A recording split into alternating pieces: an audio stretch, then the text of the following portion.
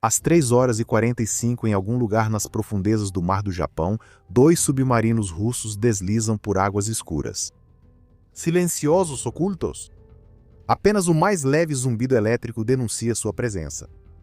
Lá dentro, a tripulação do submarino classe Oscar, segundo Omsk, está totalmente concentrada, em meio à tensão. Em suas telas, uma formação naval americana. Silhuetas de contratorpedeiros, cruzadores e eles acham um porta-aviões. Marcadores de alvo piscam. As ordens são dadas. Prepare os tubos de torpedo. O capitão estreita os olhos. Ele sabe que este é um grande momento. Talvez grande demais. Mas, uma vez que você está aqui, não tem mais volta.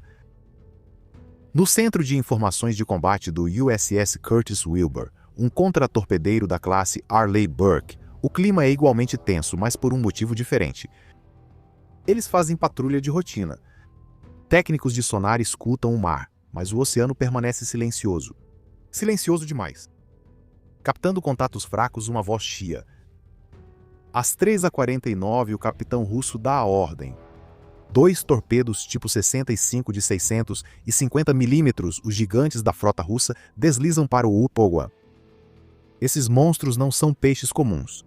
Projetados para destruir porta-aviões, possuem ogiva capaz de partir navios ao meio. Alarmes se acendem no lado americano. Torpedo na água, marcação 215. A tripulação entra em ação. Os motores rugem, os técnicos de sonar gritam as coordenadas e o contratorpedeiro começa uma curva brusca para bombordo. Mas aqui está o detalhe. Os russos identificaram o alvo errado. Não há porta-aviões, só navios de suprimentos e contratorpedeiros. Alguém cometeu um erro fatal. E agora, ambos os lados estão à beira de um desastre internacional. Com os torpedos se aproximando, marinheiros americanos agem rapidamente. Mas eles têm as ferramentas e o tempo para sobreviver? O Mar do Japão é mais que um simples corpo d'água. É uma das regiões mais rigorosamente vigiadas do mundo. Navios russos, americanos, japoneses e sul-coreanos se cruzam aqui o tempo todo, como tubarões circulando na mesma piscina. Do lado russo, o submarino da classe Oscar II, Omsk, lidera o avanço. É uma fera, com 154 metros de comprimento, equipada com 24 mísseis, P-700 Granite e tubos de torpedo capazes de disparar enormes torpedos, tipo 65. Projetado na Guerra Fria, foi feito para destruir grupos de porta-aviões dos Estados Unidos de uma só vez. Perto dali, um submarino da classe Yassin, novo orgulho russo, espreita como reforço. O Yassin é elegante, moderno e equipado com mísseis de cruzeiro Kaliber. Seus sensores são mais avançados, mas o detalhe é que ele depende da força bruta à moda antiga dos Oscars para fazer o trabalho pesado. Do lado dos Estados Unidos, o USS Curtis Wilbur é um dos destroyers mais avançados da Marinha. Parte da classe Arleigh Burke, ele carrega o sistema de combate Aegis, 96 células de lançamento vertical, mísseis SM-2 e SM-6, sistema de armas Sea-Wiz de curto alcance e torpedos, Mark 46 para guerra antissubmarino, mas ele não está sozinho. Por perto, um navio de abastecimento USNS avança lentamente pelas ondas carregado de combustível e carga. É um alvo fácil, desarmado e vulnerável. E aqui está o detalhe. Este é o navio que os russos acham que é um porta-aviões graças a leituras ruins do sonar e informações apressadas. Os americanos agora enfrentam uma ameaça mortal subaquática.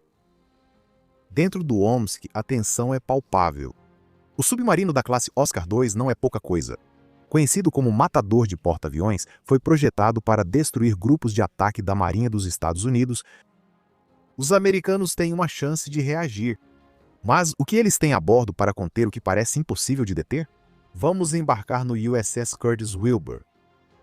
A bordo do USS Curtis Wilbur, o caos encontra o controle. Quando os alarmes de torpedo ecoam, os marinheiros entram em ação. Eles não estão indefesos. Este contratorpedeiro está equipado com alguns dos sistemas mais avançados que existem. Primeiro, o sistema de combate Aegis. Considere-o o cérebro do navio. Ele conecta radar, mísseis, canhões e sensores em uma grande rede. Quando uma ameaça aparece, o Aegis rastreia, calcula interceptações e aciona uma resposta, tudo em segundos. Para defesa contra mísseis, existem os mísseis superfície-ar, SM-2 e SM-6. Esses não servem para torpedos, mas se o Oscar lançasse um míssil granito, seriam a primeira defesa. Rápido, ágil e mortal. Mas agora o que importa é a ameaça subaquática. É aí que entra o sistema de sonar ANSQS-53. Instalado sob o casco, ele envia ondas sonoras pela água, ouvindo os ecos de submarinos ou torpedos. Combinado com o conjunto de sonar rebocado ANSQR-19, um longo cabo que segue atrás do navio, a tripulação pode ouvir nas profundezas do oceano, às vezes a dezenas de quilômetros de distância. Uma vez que um torpedo é detectado, a última linha de defesa do contratorpedeiro é o torpedo leve MK-46. Disparados de tubos montados no convés ou lançados de helicópteros, esses torpedos perseguem submarinos com orientação ativa e passiva.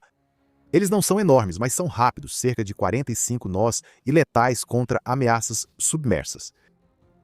E se a ameaça chegar ainda mais perto, entra em ação o sistema CIWS, ou Sistema de Armas de Defesa Aproximada.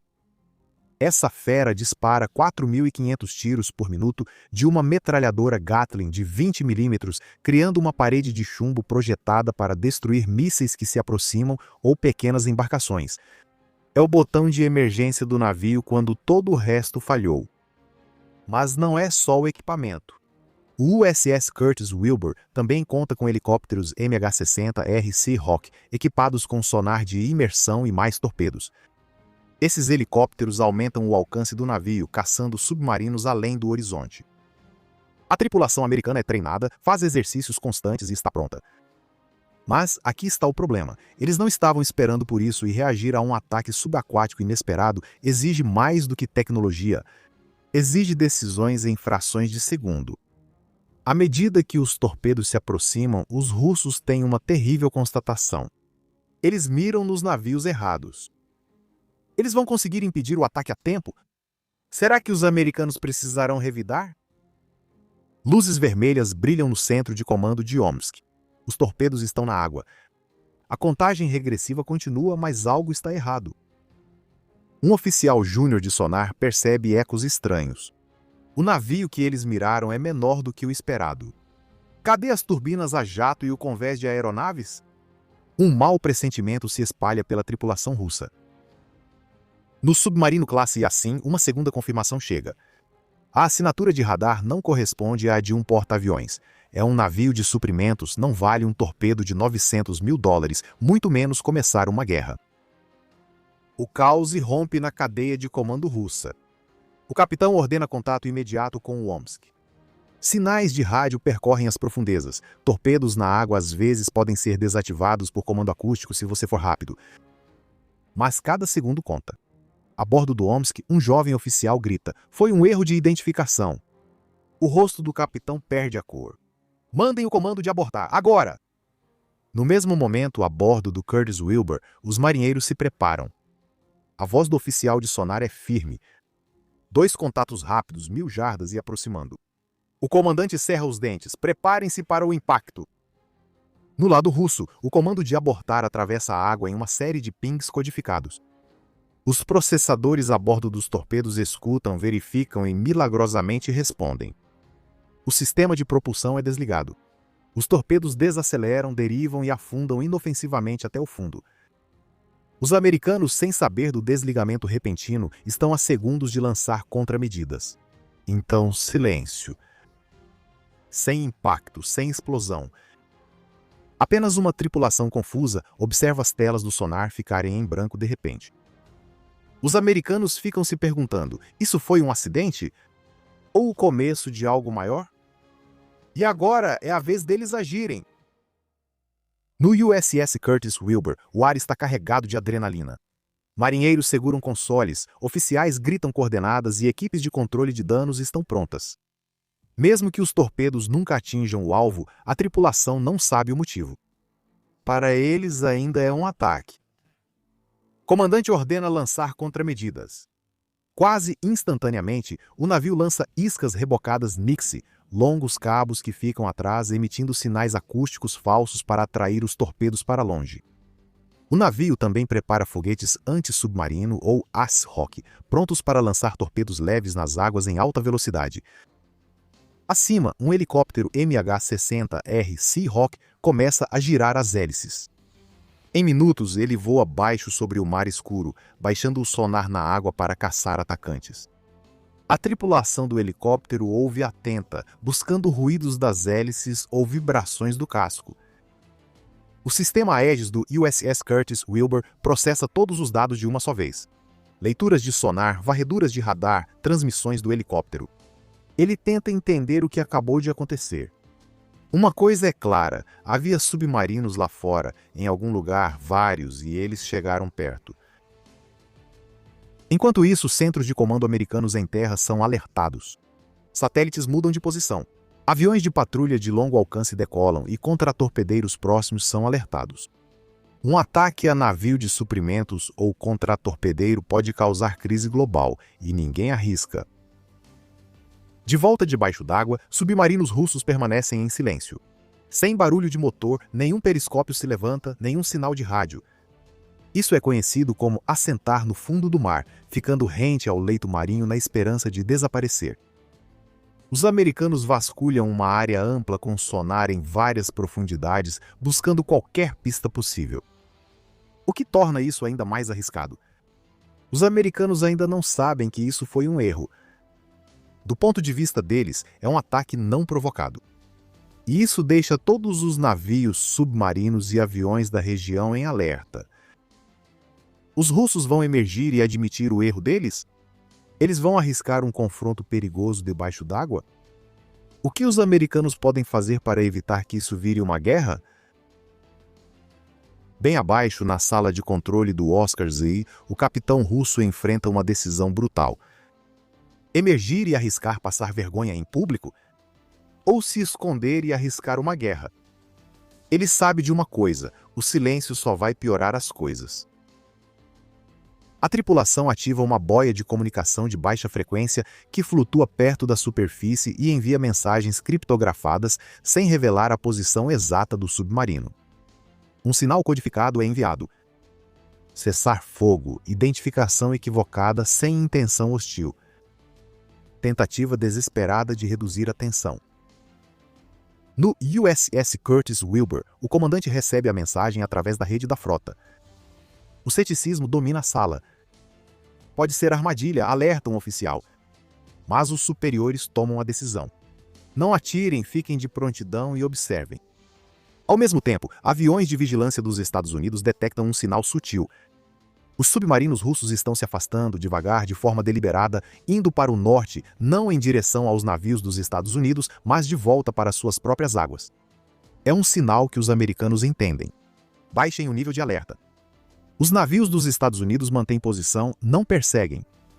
O helicóptero MH-60R acompanha os submarinos à distância, garantindo que não haja surpresas. As tensões seguem altas, mas nenhum lado quer chamar a atenção da mídia. Primeiros tiros no mar. Canais diplomáticos entram em ação. Conversas de bastidores entre adidos navais em Moscou e Washington fervilham. Um incidente internacional foi evitado por pouco.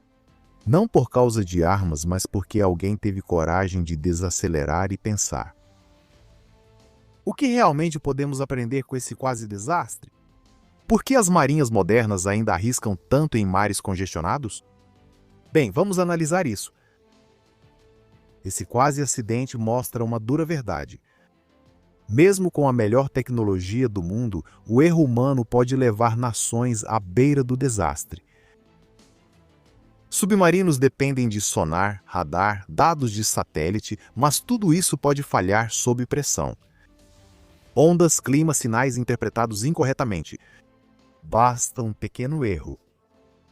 E no mar, onde as armas viajam mais rápido do que as decisões, quase não há espaço para correção. Marinhas modernas treinam intensamente para esses momentos. Não só para lutar, mas também evitar a luta. De operadores de sonar a almirantes, eles são treinados para tomar decisões em frações de segundo, exercer diplomacia sob pressão e dominar a parte técnica. O incidente também revela a dura realidade da guerra submarina. Invisível, silenciosa e a um passo da catástrofe.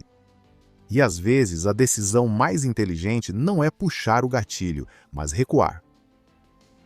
Mas aqui vai a grande pergunta para você. Se você estivesse no comando naquela noite, teria arriscado emergir ou ficado escondido? Então, se você fosse o capitão russo, teria emergido e arriscado ser descoberto? Ou teria permanecido em profundidade na esperança de ninguém encontrá-lo? E do lado dos Estados Unidos você teria evitado abrir fogo? Ou você teria revidado só para ter certeza? Conte nos comentários, estou curioso para saber o que acham. E olha, se você quiser ir além e apoiar nosso canal diretamente, junte-se à frota. Você recebe distintivos de fidelidade, respostas prioritárias e contribui para divulgar mais histórias marítimas reais. Clique em Seja Membro no canal e junte-se a nós. Obrigado por assistir, agradecemos muito por você ter ficado até o final. Se gostou da análise, curta, inscreva-se e ative o sininho para não perder nosso próximo mergulho. Fique atento por aí. Os oceanos estão de olho e nós também. Até a próxima.